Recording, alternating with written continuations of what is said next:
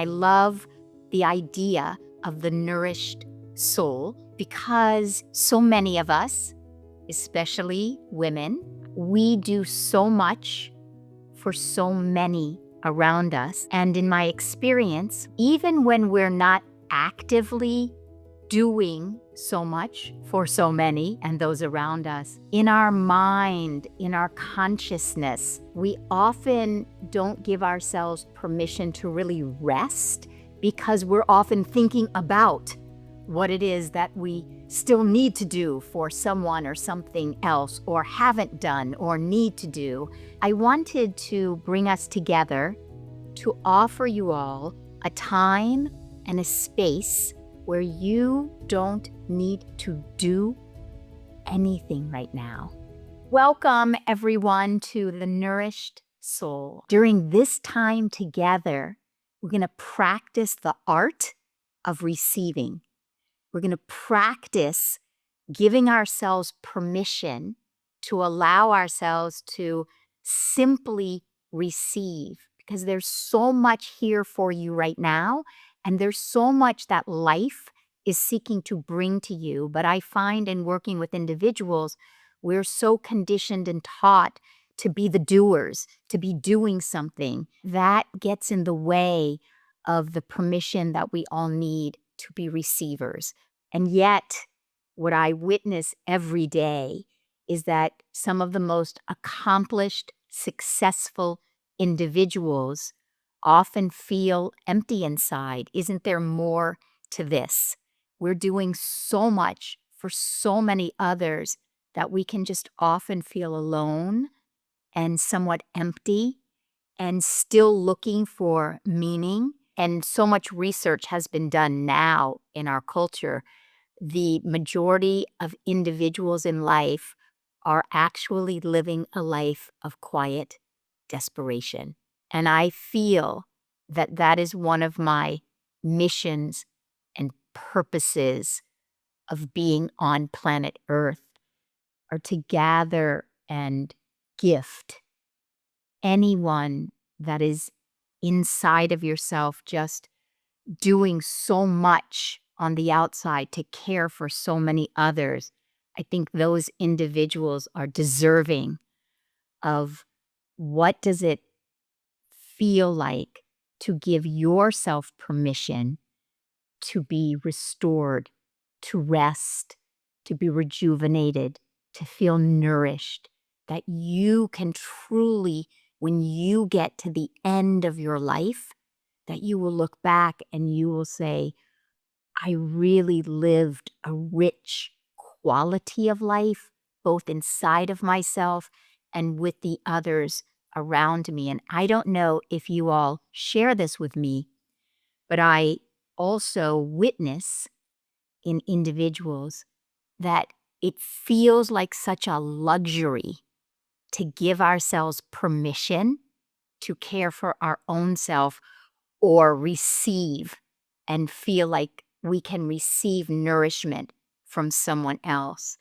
It actually feels luxurious to take an hour in the middle of a day and receive nourishment from someone else, or give yourself permission in the middle of a day to go out and take a walk in nature, to live a truly luxurious life. Truth be told, my husband will probably listen to this recording. The night before last, the two of us did not get very good night's sleep, and he was working very late. And so the next day, I was coming into my office to teach a class, and he went into our bedroom to take a nap. Now, mind you, there was nowhere else I would have wanted to be. I was in my right place, nothing about that. But I had to smile at myself at the permission he gave himself, and good on him. When is the last time you, as a woman, have given yourself, if you're tired in the middle of a day, to go take a 2-hour nap? I think every woman would sleep for a week if they were able to. I just was working with a client yesterday, And she has been in the middle of a big move, which is a great thing in her life. She's been in the middle of a move. And she said that she lay down with her daughter at the end of the evening, and she just found tears just streaming down her face. And her daughter was asking, Mommy, what's wrong? And she said, actually, nothing is wrong. You don't have to do anything, fix anything. Like, actually, nothing is wrong. And it was that in all of this time, even though it was a good thing and she wanted to move and she's happy about her move, she didn't take any time for herself to realize I'm going through a big life transition right now. And I don't need to have everything unpacked within 24 hours of moving. Like, it's okay if it's a week later. It was a beautiful thing because she's been in these teachings. And so she allowed those tears to come. And it was actually a beautiful thing, I believe, that her daughter got to see that we women can have tears, can feel emotions, can feel sensitive, and nothing can be wrong. There was nothing wrong. There was nothing anyone needed to do, nothing anyone needed to fix. She needed that. Her soul needed that release. And she gave that to her soul. And so this is the quality, this is the energy that I'm speaking about. I'm speaking about giving ourselves permission. And today, specifically, it's going to be about giving yourself permission simply to receive today. And so I want to move us into a guided practice. I love using music. I love using poetry. I believe that music is something that assists us to move from the mind into the heart. And I believe that the heart is the place where our wisdom lies. Your heart is your North Star. Your heart is your wisdom. And I will tell you, when you get to the end of your life and you're looking back at your life, you will not be valuing what you did over who you are. You will be asking, what was the quality of my inner life? What was the quality of the relationships with those I'm closest to? Did I even give myself the permission to rest, have a deep connection with those in my family, those in my work? So this time of giving yourself that permission to receive during this time is so important because it helps create the muscle that will then help you go back into your life and give yourself that permission, that spaciousness, because culture is not going to encourage you to go take care of your heart. Culture is not going to give you permission to go take care of your soul, your inner being, because culture wants you to buy the next thing that you think you need. Culture really likes you to think that something's wrong and broken inside of you. And culture really wants you to be exhausted and live in an exhausted state. Culture is not going to be the place that's going to encourage you to live a really luxurious life. And by luxurious life, I don't mean an expensive life, because this time together hopefully can nourish you and take you through your weekend and aliven and enliven and activate and awaken places within you. When my son was young, when he was born, that's when I awakened to how important it was for me to nourish my soul, because I found myself doing everything for him and everything for Jamie, and it was to my own detriment. I was giving from an empty cup. What I experienced myself as exhausted. I experienced myself as impatient. I experienced an edge in my energy, a harshness in my tone of voice. I experienced like a rushing of my son. And here he's in this magical state of his life where he's looking at butterflies and he thinks there's fairies that are in our garden and he's searching for them. And he's in the place that actually all of us are seeking to return back to. And he's still residing in that place, that magical space. And I found myself hurrying him out of it. hurrying him away from it in subtle ways and in not so subtle ways. Bath time became more important. Brushing his teeth became more important. Getting him in bed at a certain time. Getting to school on time. All of these things that are important. But my exhaustion and my overwhelm were having me communicate in a way to him. I was not liking the way I was showing up. It wasn't the woman that I wanted to be. And so that put me on a path because I too felt at the time guilty. When you start giving yourself permission to radically shift your life, that you don't know how much time you have left in your life. You might have a day, you might have a month, you might have a decade, you might have, we don't know.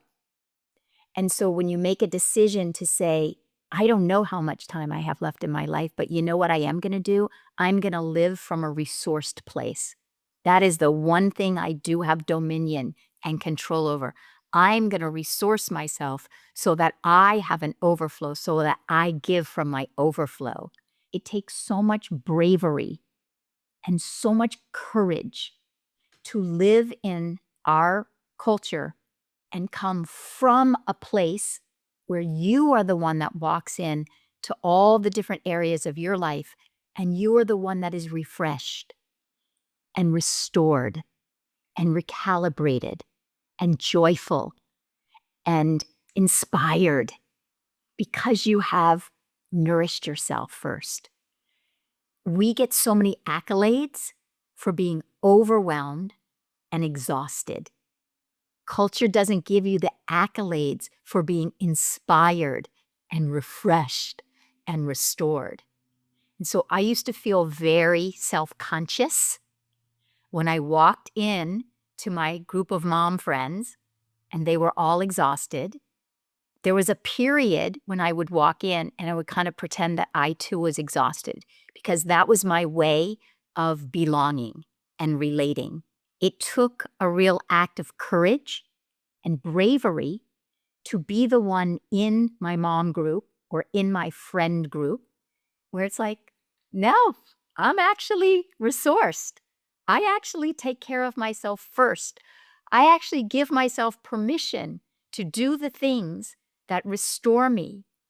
And I was afraid of what people would think about me. And what I found and what I promise you, you will find as well, is that the people in your world want that exactly. The people in your world that are around you, they want the permission to be the one, to be restored and recalibrated and inspired and thriving and leading with joy and inspiration and creativity and prosperity. And of course, we get overwhelmed and exhausted and life happens. But I'm talking about a way of life where you are brave enough, courageous enough, and willing to be the one. I am giving myself permission to live out the rest of my life from a different paradigm. I believe in being nourished. I believe in being rested, restored. I owe it not only to my own soul. You have this one shot. You have this life. You owe it not only to your own soul, but I felt like I owed it to my family, my coworkers, my colleagues. I want everyone around me to get the best of me. Well, to do that, I need to nourish me in order to bring the best of me. As we do move into this guided process, this is a song called Maybe I Am. I love that it has the words I am in it.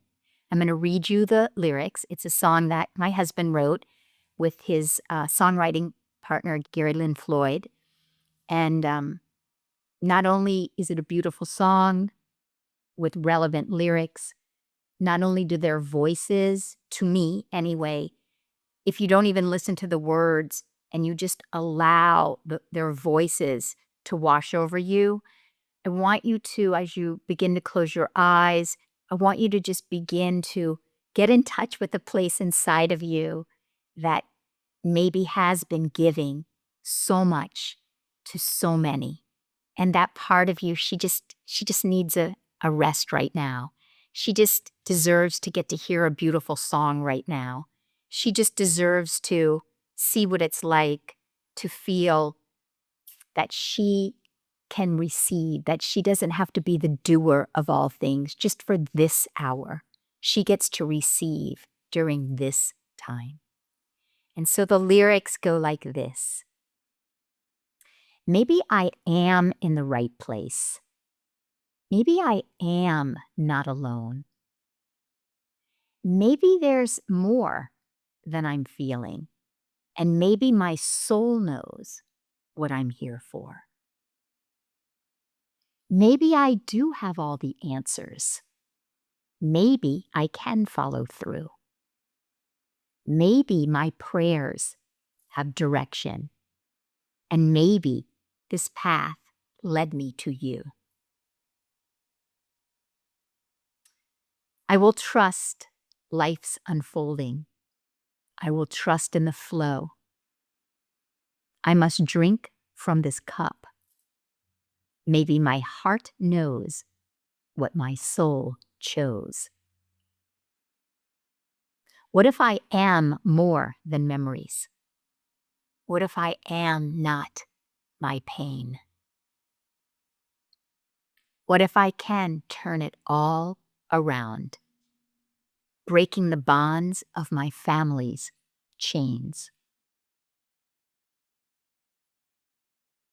We are the ones we've been waiting for. We are the love that we seek. We are the seeds we've been sowing. We are the harvest we reap. Maybe I am like the Buddha. Maybe my mind knows the Christ. Maybe I can walk on water, rolling the stone to rise to my highest self. Maybe our hearts know what our souls chose. Maybe our hearts grow what our soul knows. So just allow the feeling, the spirit of the song to wash over you. So I want you to just gently keep your eyes closed and just envision your heart so full, so fulfilled, so nourished.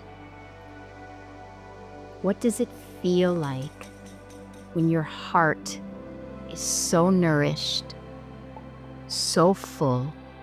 Just allow yourself to feel soul satisfied inside of yourself, that there is a rich quality of life. It's calling you. It's not more external, it's a richer internal. What if you lived in a very rich internal state of consciousness? What if your inner state was rested, connected, restored, calibrated?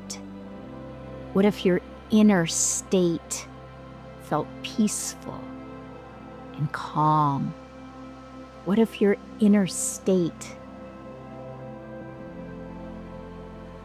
felt healthy, with a sense of well-being, aliveness? What if you felt an internal state, a flow state, and you recognize that there's a river of energy and it's here for you, and it so wants for you to receive all the good, all the richness. It doesn't come from this world.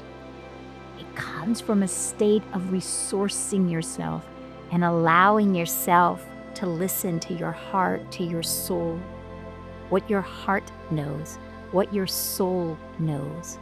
And when you give that to yourself, you begin to experience and live from an inner, luxurious state of being.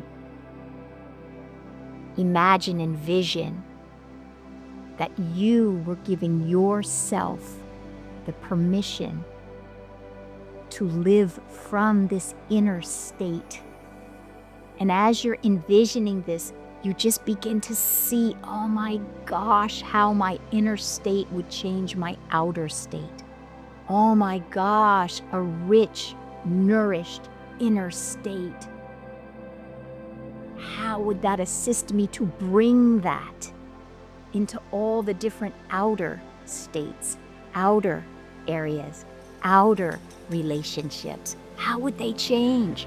Who would you be? What would you bring to these people and places and situations and experiences? Who would you be bringing to your partner or your child? Who would you be bringing to your workplace or your purpose? Imagine your coworkers. Who would they be experiencing when you show up in your nourished state? How would your life change? And just allow yourself to see, are you willing to step in and embody that aspect of your being? And then lastly, just before you open your eyes, I want you to have the insight, the realization, and the recognition that this is all about your sense of your own worthiness, your own sense of worth. You are worthy, and to the degree that you see yourself, identify yourself as worthy, is to the degree that you are going to allow yourself to make this deep paradigm shift, to live no longer from a place of overgiving to your own detriment, but to receive so that you can be the individual that you are called here to be, so you can live the soul-satisfied, soul-fulfilled life. Your life is precious, your life is fleeting, your life is to be treasured. You are to be treasured. And you are worthy of this distinction. You are worthy of this way of life. You are worthy of this lifestyle. And all the people around you deserve to get to see the best of you. And so just allow yourself to embody. I'm going to step into my sense of worth. I'm going to embody my sense of worth. I'm going to integrate my sense of worth. I'm going to meet my own sense of worthiness, and I'm going to live from that state of worthiness. And it might start as something as simple as taking a walk in a park today, or listening to this recording when you receive it over and over and over again, or maybe just listening to Jamie's song again. It starts with a small decision. And then one decision becomes the next decision. But it is a decision to live from your deepest state of self-worth. And whenever you feel that, whenever you connect to that, just take a moment to gently open your eyes. And I would love for you, if you are willing, to write something that comes from your soul that is your takeaway here. Something that was meant for you, something that you know, oh, I was meant to come here because that spoke to me, and I'm taking that away. It might not even have been something in the guided process. If there is something that is speaking to you, or you would not be here, and if you take away something in the form of a quality or a phrase or a prompting or your next action or what you are willing to decide about yourself, then that assists you to shift your identity, to elevate the way that you see yourself, and therefore the way that you're willing to live your life. It also will assist you to remember and to create this not as a one-off moment that you came and then you go back into your regular life, but this is the seed, this is the beginning, this is a seed that you want to nurture, that you want to water, you want to plant it, want to give it fertile soil. You want to tend to it regularly so that it blossoms into a beautiful, flourishing plant. It blossoms into a beautiful, flourishing garden. I said to you all, I started this when my son was really young because I wanted to show up for him in a particular way. And I have, and I do. And what I found, and you will find this too, that not only will that plant start to flourish, not only did my inner relationship and consequently my relationship with Will start to flourish, but every area of my life started to flourish. I can't even tell you, my marriage was significantly enriched. My marriage shifted. My whole practice began to thrive. I just started living from a different place inside, saying that I'm not going to live out my life depleted, self-depleted, self-deprecating, self-deprived. And when I gave that and started living that way, small decisions, a boundary here, a boundary there, a permission to say no rather than yes when I was tired, a permission to let someone go out of my life if they couldn't understand I was saying no and needed to rest. Now those around me, if I or someone in my colleague group, friend group, student group, client group, if any one of us says, that's why I'm never encouraging you, oh, everybody's got to put on your cameras, because maybe somebody is here watching today and you're in your pajamas and you just don't feel okay to show us your pajamas. But I think that would be that would get the highest acknowledgement. That would get the 10 plus. And maybe you're multitasking and this is the best you can do to give yourself permission to receive. I just want you to stretch your capacity to receive. I want you to stretch the permission that you have, a certain permission level right now to receive. Of whatever is the top ceiling that you have of receiving, I want you to break through that ceiling so that you have a greater capacity to receive. And it's, as I said in the experiential process, that is a direct connection to your sense of worth, the way you identify yourself or as worthy or not worthy, and how this practice, it can do nothing but enhance your sense of worthiness. So some of what you all are taking with you, energized, peace, nurturing this inner space creates the outer space that you're seeking. Inner nourishment has been felt here during Suzi's class. Also the word inspired, one of my favorite qualities. If I can live inspired and can inspire just one person, I'm good for the day. Being in agreement with other women about learning to rest, receive, or allowing ourselves to nurture first, then to nurture others from this new come from. When someone in my, colleague group or someone will say, I just can't make that meeting today. I just feel like I need to, go rest or go work out or go to the park. I'm going to miss the meeting. Or can we do that hour meeting at only 45 minutes, and then we all have 15 minutes to go, get a cup of tea. It's the simple things, but it's a way of life. It's not a one-off. The one-off is when we're all going to get exhausted and feel overwhelmed and anxious at different times. But I'm talking about a state of being. I'm meant to bring love, peace, and spaciousness to anything I am doing. I am deserving of slowing down and resting when I need to. Rest is productive. Spiritual caregiving affects my whole life. It starts with me. There is nothing more soul satisfying than being of true service to another individual on earth. When we are of true service, it's very soul fulfilling. And though the definition of true serving is when you're truly serving, you're serving from an overflow. It isn't true serving when you're depleted. Nourishing this inner space creates the outer space that you're seeking. So every one of us is seeking, our souls are unique, and we've come here to live a certain quality of life that is very specific to your soul and your soul and your soul. And no one else would be fulfilled by the life that you're here to live.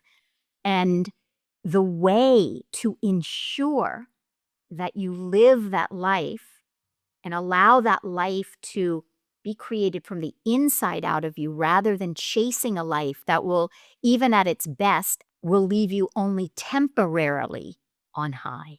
You can check all the external boxes and maybe you'll forgo for a moment, but it's back to what I was saying about really learning to connect with an energy inside of you of self-worth. This is a takeaway that I want you all to have, that when you commit to living a nourished life from the inside out of you as a way of life, you will connect to a place of worthiness inside of you, and it will put you in a position to choose rather than chase after. And that is a brilliant distinction of a place of consciousness in which to live. I'm living in a state of consciousness where it's not about chasing after, it's not about willpowering, it's not about efforting. It's a place of nourishing. I'm putting a link to a course that I have. It's a self-paced online course, and it's called Worthy. It's who you are and why you're here. And I offer that class to you because if anyone is interested in a deeper dive than what you got today, that will take you into a 6-class deeper dive into the practice of how to awaken the place inside of you that is seeking to live a life where you know that you are worthy. I want to encourage you, if there's one takeaway you have, it is connect to the place, find the place, meet the place inside of you that needs to know that you're worthy of living a really nourished life, and to live that from the inside out. Also, just go to my website. I would love any of you who are new here or any of you who have come back into the fold.